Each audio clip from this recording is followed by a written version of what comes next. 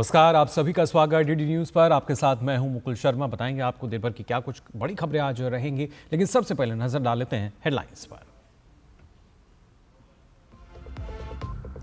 भारत और पाकिस्तान के सैन्य महानिदेशकों के बीच अहम वार्ता आज। सीमा पर संघर्ष विराम को लेकर आगे की रणनीति होगी तय।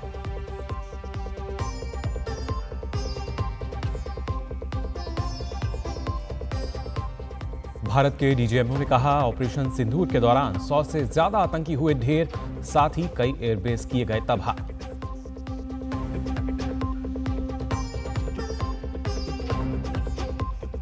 भारत और यूरोपीय संघ के बीच प्रस्तावित मुक्त व्यापार समझौते पर अगले दौर की वार्ता आज से होगी आरंभ। समझौते का पहला चरण जल्द होगा पूरा।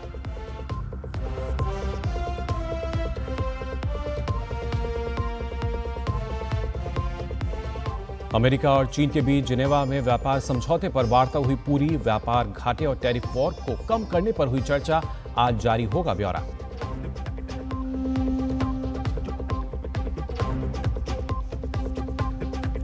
और देश सहित दुनिया भर में आज मनाया जा रहा है बुद्ध पूर्णिमा का पर्व। राष्ट्रपति और उपराष्ट्रपति ने देशवासियों को दी शुभकामनाएं।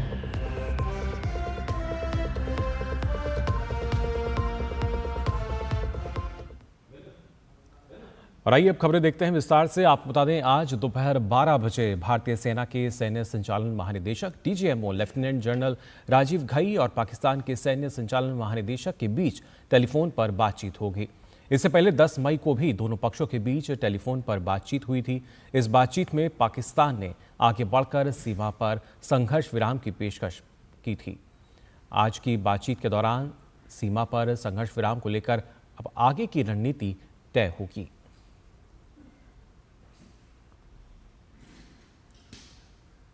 भारतीय सेना के सैन्य संचालन महानिदेशक DGMO lieutenant general Rajeev Ghai ने कहा कि ऑपरेशन सिंदूर के दौरान पाकिस्तान और पाकिस्तान के कब्जे वाले जम्मू कश्मीर में 9 आतंकी ठिकानों पर हमले में 100 से अधिक बड़े आतंकवादी मारे गए। नई दिल्ली में तीनों सेनाओं की प्रेस वार्ता में उन्होंने बताया कि इन आतंकवादियों में यूसुफ अजहर, अब्दुल मलिक रऊफ और मुदस्सिर अहमद जैसे आतंकवादी शामिल हैं, जो IC 814 के अपहरण और पुलवामा विस्फोट में भी शामिल थे।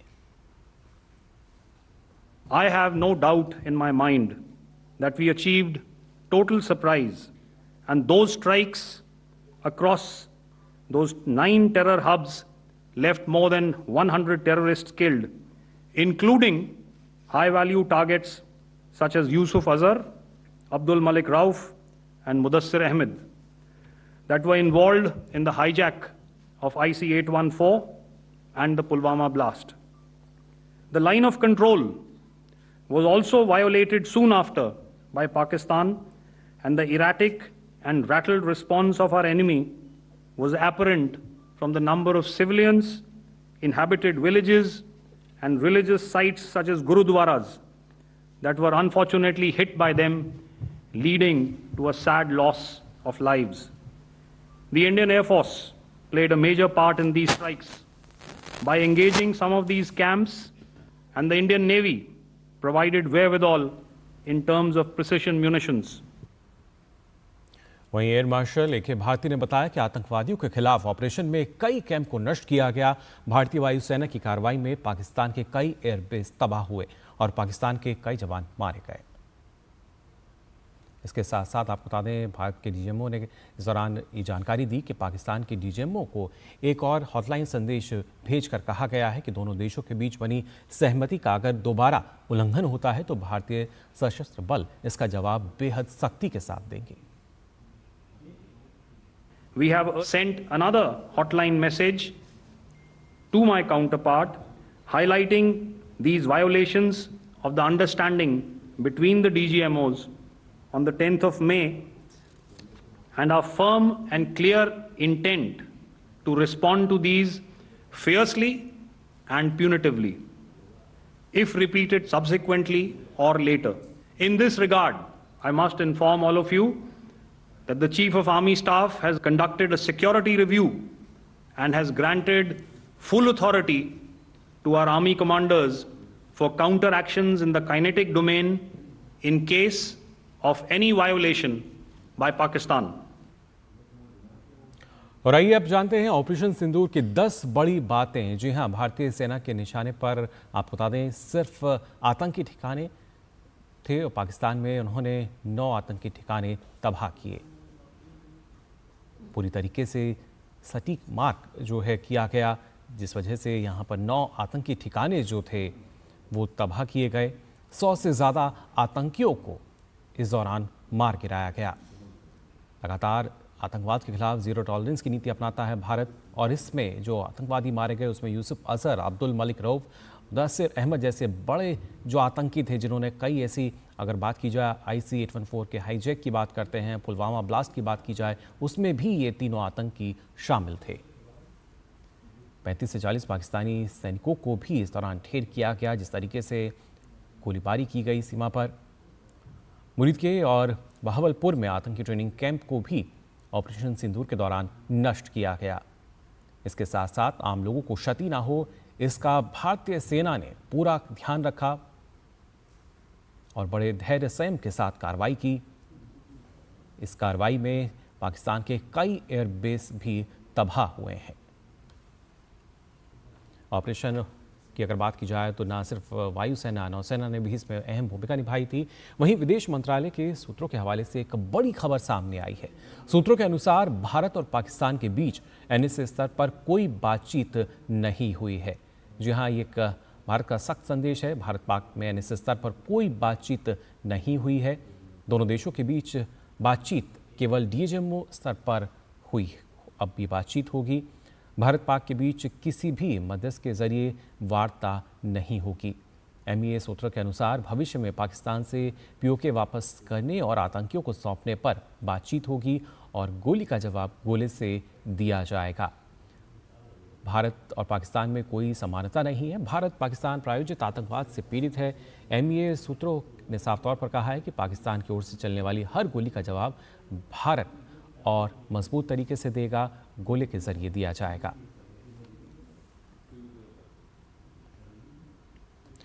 दुश्मन के हवाई खतरों का खात्मा कर भारतीय वायु रक्षा प्रणाली ने अपनी तकनीकी दक्षता साबित की है। 7 और 8 मई की रात हो या फिर सैन्य कार्रवाई रोकने की सहमति के बाद, यानी शनिवार को पाकिस्तानी ड्रोन हमलों को नाकाम करने के बाद, भारतीय वायु रक्षा प्रणाली ने नागरिक और सैन्य ठिकानों की बखूबी रक्षा की।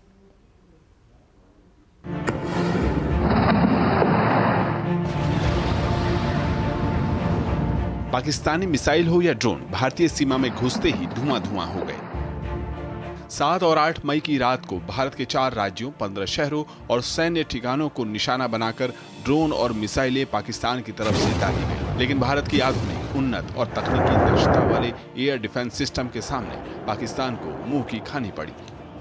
In the evening of 7th of May, we were saturated with a raid of Pakistani unmanned aerial vehicles and small drones. And these came in waves in our civilian areas, over our military installations, and all of them were successfully intercepted. Few of them did manage to land. However, there was not much damage that they did. यहाँ हम आपको बता रहे हैं कुछ चुनिंदा missile रक्षा प्रणालियां जिन्होंने पाकिस्तान के हमलों को नाकाम करने में अहम भूमिका निभाई, जिसमें शामिल है आकाश। ये मिसाइल प्रणाली मध्यम दूरी की सतह से हवा में मार करने वाली मिसाइल है। ये ड्रोन, फाइटर जेट्स और क्रूज मिसाइलों को मार गिराने में सक्षम है और ये पूरी तरह से स्वदेशी है। दूसरी मिसाइल प्रणाली है MRSAM। ये भी मध्यम दूरी की सतह से हवा में वार करने वाली मिसाइल है। इजराइल के सहयोग से भारत में इसका निर्माण हुआ है। ये 20 किलोमीटर ऊंचाई और 70 से 100 किलोमीटर तक वार करने में सक्षम है। तीसरी मिसाइल प्रणाली है ZU-23-2, एक सोवियत निर्मित twin barrel 23 mm automatic anti aircraft gun है। ये शॉर्ट रेंज में बहुत मारक प्रणाली है। इसकी रेंज 2.5 किलोमीटर की है। चौथी मिसाइल प्रणाली है L-70। L-70 एक स्वीडिश निर्मित 40 mm एंटी एयरक्राफ्ट गन है, जिसे भारत ने अपग्रेड किया है। यह भारतीय सेना और वायुसेना को निम्न ऊंचाई वाली रक्षा में सहयोग करती है। शिल्का एक सोवियत निर्मित स्वचालित एंटी एयरक्राफ्ट गन है, जिसमें 23 mm तोपें लगी हुई हैं। यह भारतीय सेना की निम्न ऊंचाई वाली रक्षा प्रणाली का एक महत्वपूर्ण हिस्सा है। सुदर्शन 400 ये रूस से ली गई मिसाइल सिस्टम है, जो कि दुनिया की शक्तिशाली मिसाइल सिस्टम में से एक है। ये 90 किलोमीटर तक वार कर सकती है। भारत की वायु रक्षा रणनीति इतनी मजबूत है कि उसने पाकिस्तान के कई ड्रोन को इंटरसेप्ट कर अपनी तकनीकी दक्षता साबित की और कई अहम सैन्य ठिकानों और इंफ्रा को सुरक्षित रखा, जबकि पाकिस्तान ने भारत की जवाबी कार्रवाई से बचने के लिए अपने नागरिकों और विमानों को ढाल की तरह इस्तेमाल किया।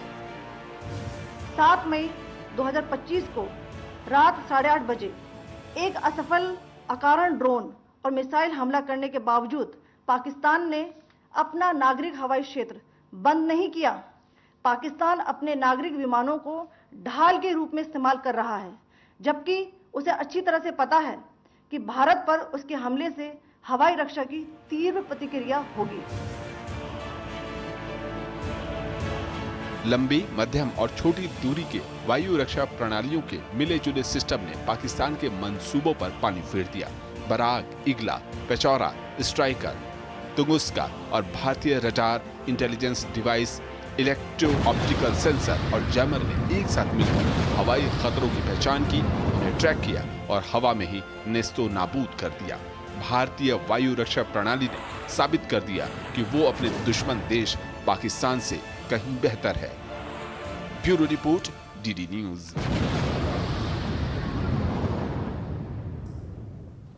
तो जाना आपने किस तरीके से भारत का जो एयर डिफेंस सिस्टम है कितना मजबूत है और जो दुश्मन देश है उनसे कितना ज्यादा बेहतर भी। फिलहाल बुलेटिन में हम यहाँ रुकने एक छोटे से ब्रेक के लिए जल्द लौटते हैं।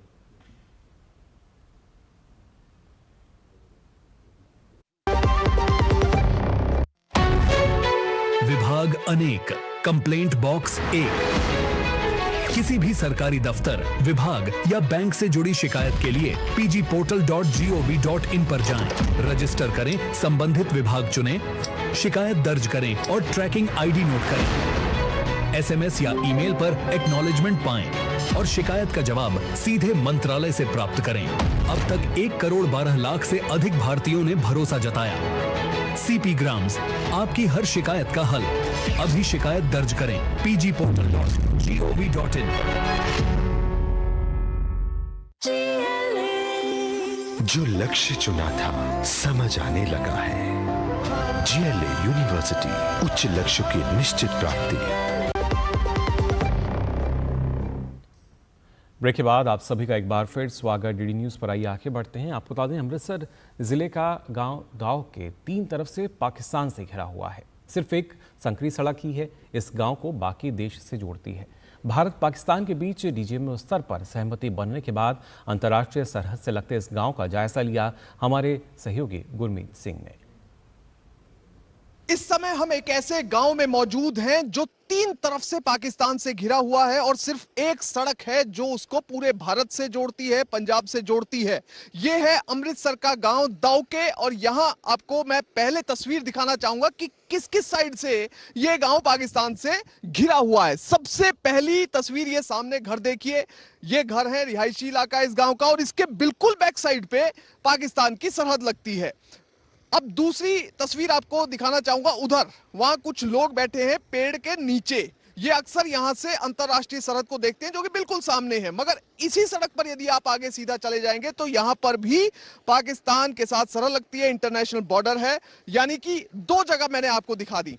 अब तीसरी जगह जो बिल्कुल मेरे सामने है मगर वो हम आपको कैमरे में नहीं दिखा सकते सिक्योरिटी रीजन की वजह से, तकरीबन 100 मीटर दूर बिल्कुल मेरे सामने इंटरनेशनल बॉर्डर है मेरी दाईं तरफ, और यदि आप अपनी तरफ से देखेंगे तो आपकी बाईं तरफ इंटरनेशनल बॉर्डर है जो बिल्कुल भारत पाकिस्तान की सरहद है। सिर्फ एक सड़क है जो कि इस गांव को जोड़ती है पूरे भारत के साथ। वो जो सामने आप खेत देख रहे हैं इनके पीछे सड़क है जो कि गांव की अलग अलग जो रिहायशी इलाका है उसके बीच में से होती हुई सीधा इन खेतों के बीच में से होती हुई निकलती है और वो सीधा बाकी के पंजाब से और बाकी के देश से इस गांव को जोड़ती है। तो इस गांव का महत्व आप समझ सकते हैं। फिलहाल आपको तस्वीर दिखाता हूं। देखिए इस समय तनाव की स्थिति खत्म हो चुकी है लगभग। देखिए पंजाब में 6 जिले हैं, अमृतसर, पठानकोट, तरन तारन, गुरदासपुर, फिरोजपुर, फाजिलका, जितने भी सरहदी जिले हैं वहां पर सभी के सभी लोग अपने आप को सुरक्षित महसूस कर रहे हैं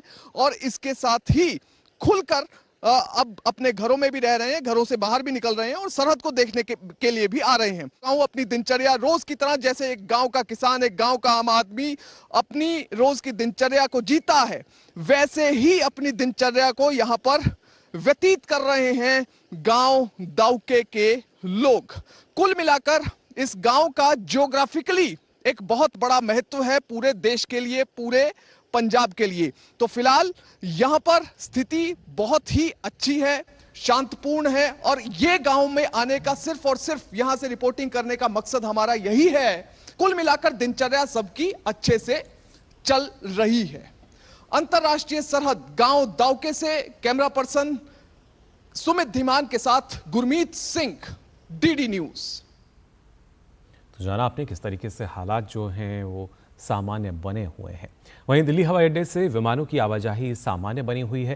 हालांकि Delhi international airport limited dial ने कहा है कि मौजूदा हवाई परिस्थितियों को बड़े सुरक्षा उपायों के कारण कुछ उड़ानों पर इसका असर पड़ सकता है और सुरक्षा प्रक्रिया से गुजरने में थोड़ा अधिक समय लग सकता है।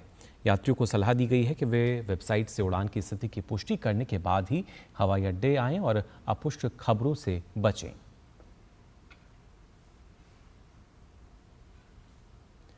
भारत और यूरोपीय संघ ईयू के बीच आज से प्रस्तावित मुक्त व्यापार समझौते की अगले दौर की वार्ता की शुरुआत होगी। अमेरिका के राष्ट्रपति डोनाल्ड ट्रंप द्वारा विभिन्न देशों पर लगाए गए टैरिफ के बीच इस कवायद का मकसद समझौते के पहले चरण को जल्द से जल्द पूरा करना है। दरअसल दोनों पक्ष अनिश्चित वैश्विक व्यापार वातावरण के कारण समझौते को 2 चरणों में पूरा करने पर सहमत हुए हैं। जानकारी के अनुसार ईयू का दल 11वें दौर की वार्ता के लिए यहां होगा और यह बातचीत 16 मई तक जारी रहेगी। इससे पहले 10वें दौर की वार्ता में वस्तुओं, सेवाओं, निवेश और सरकारी खरीद में बाजार की पहुंच से संबंधित प्रस्तावों और क्षेत्रों पर ध्यान केंद्रित किया गया था। छत्तीसगढ़ के रायपुर में भीषण सड़क हादसा हुआ है। दरअसल रायपुर बालोद बाजार रोड पर सारा गांव के पास एक छोटे ट्रक और ट्रेलर की भिड़ंत में 14 लोगों की मौत हो गई, जबकि कई लोगों के घायल होने की भी खबर है। हादसे की सूचना मिलते ही पुलिस प्रशासन की टीम मौके पर पहुंची। घायलों को नज़दीकी अस्पताल में भर्ती कराया गया है इलाज के लिए। पुलिस ने बताया कि लोग चौथिया छठी से एक कार्यक्रम में शामिल होकर लौट रहे थे। रात में 12 बजे के आसपास जानकारी मिली थी कि एक स्वराज मजदा और ट्रेलर में हुई। तत्काल प्रशासन की टीम एक्टिव हुई और मौके पर जाकर तुरंत जो घायल थे उनको अभी आसपास के जो स्वास्थ्य केंद्र थे वहाँ प्राथमिक उपचार कराया गया, लेकिन उसमें 13 लोगों का निधन हुआ। 11 से 12 लोग इंजर्ड हैं। अमेरिका का चीन के साथ व्यापार समझौता हो गया है। दरअसल वार्ता के बाद ही अमेरिकी अधिकारियों ने अमेरिकी व्यापार घाटे को कम करने के लिए समझौते की बात कही। वहीं चीनी अधिकारियों ने कहा है कि दोनों पक्ष महत्वपूर्ण आम सहमति पर पहुंच गए हैं और एक और नया आर्थिक वार्ता मंच शुरू करने पर सहमत हो गए हैं। जिनेवा में हुई वार्ता का ब्यौरा आज सामने आएगा।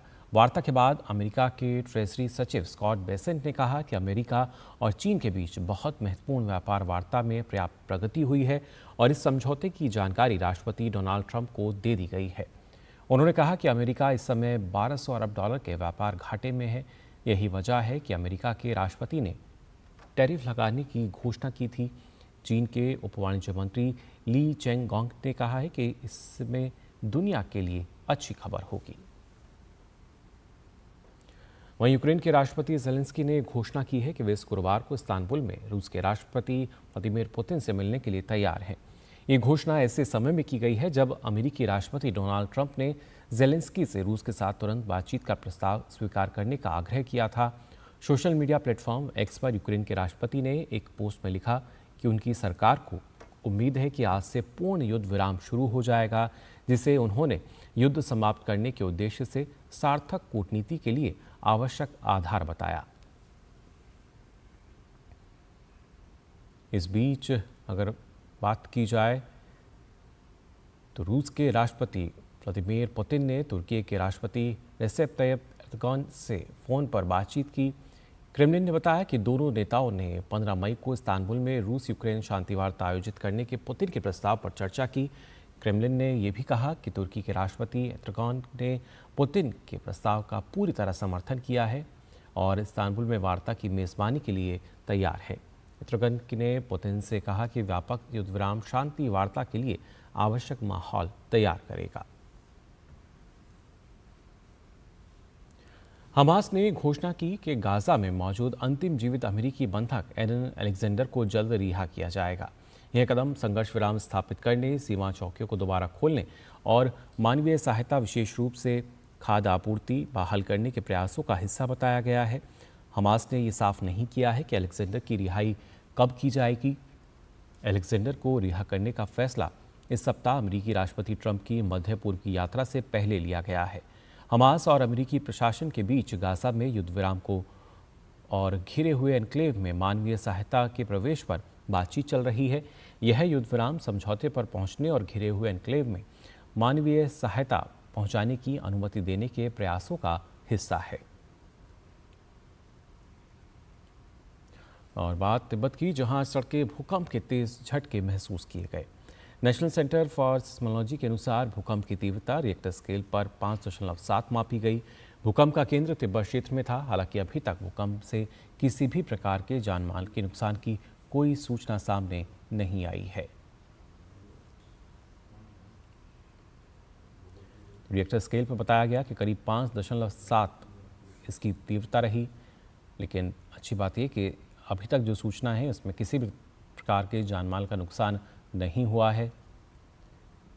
तिब्बत में 5.7 तीव्रता का जो भूकंप है उसके तेज झटके जो हैं महसूस किए गए थे। और आइए बात कर लेते हैं खेल जगत की भी। भारत ने श्रीलंका में खेली गई महिला त्रिकोणीय वनडे सीरीज के फाइनल में मेजबान श्रीलंका को 97 रन से हरा दिया। भारतीय टीम ने टॉस जीतकर पहले बल्लेबाजी करते हुए 50 ओवर में 7 विकेट पर 342 रन बनाए। भारत की तरफ से स्मृति मंधाना ने शतक की पारी खेली। स्मृति ने 101 गेंद में 116 रन बनाए। इसमें 15 चौके और 2 छक्के शामिल रहे। हालांकि जवाब में श्रीलंका की टीम 48.2 ओवर में 245 रन बनाकर आउट हो गई। भारत की तरफ से स्नेहा राणा ने 4 और अमनजोत कौर ने 3 विकेट लिए। स्नेहा राणा को प्लेयर ऑफ द सीरीज और स्मृति मंधाना को प्लेयर ऑफ द मैच चुना गया। भारत की दिग्गज तीरंदाज दीपिका कुमारी ने शंघाई में आयोजित तीरंदाजी विश्व कप स्टेज 2 में महिलाओं के इंडिविजुअल रिकर्व में कांस्य पदक जीत लिया है। शंघाई में ये प्रतियोगिता आयोजित की जा रही है। वहीं भारत के पार्थ सालुखे ने शंघाई में आयोजित तीरंदाजी विश्व कप स्टेज 2 में पुरुषों के इंडिविजुअल रिकर्व में कांस्य पदक अपने नाम किया।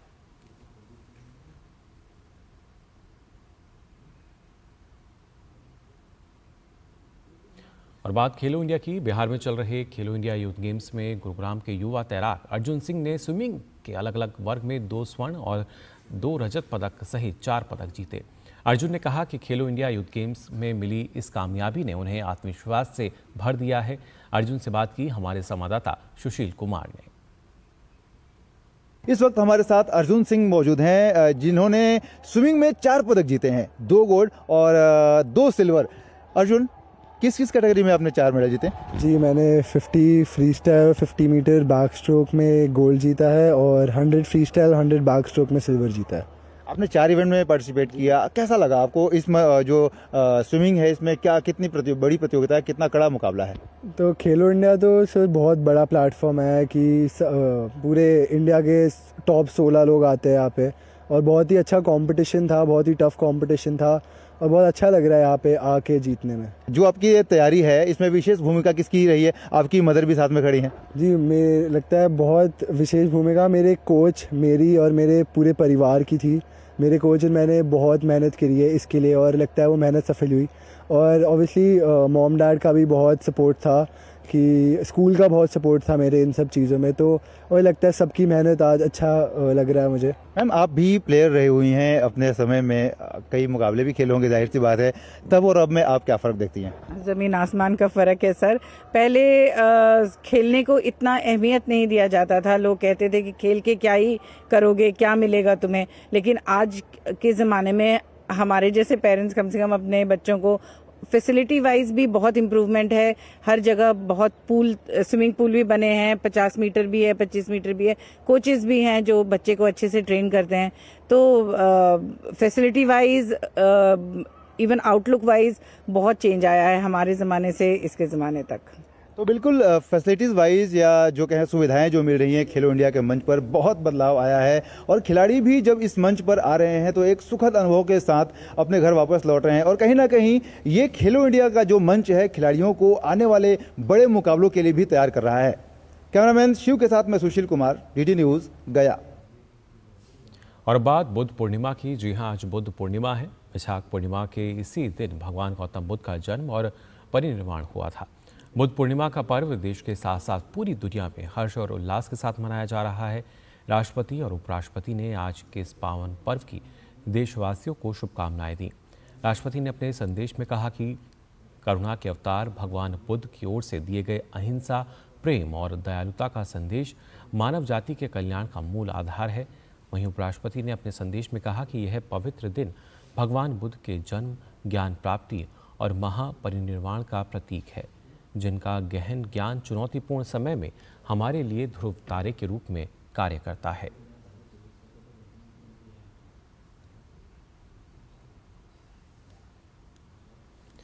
तो फिलहाल के लिए इस बुलेटिन में बस इतना ही, लेकिन देश और दुनिया की तमाम खबरों के लिए आगे देखिए नया सवेरा।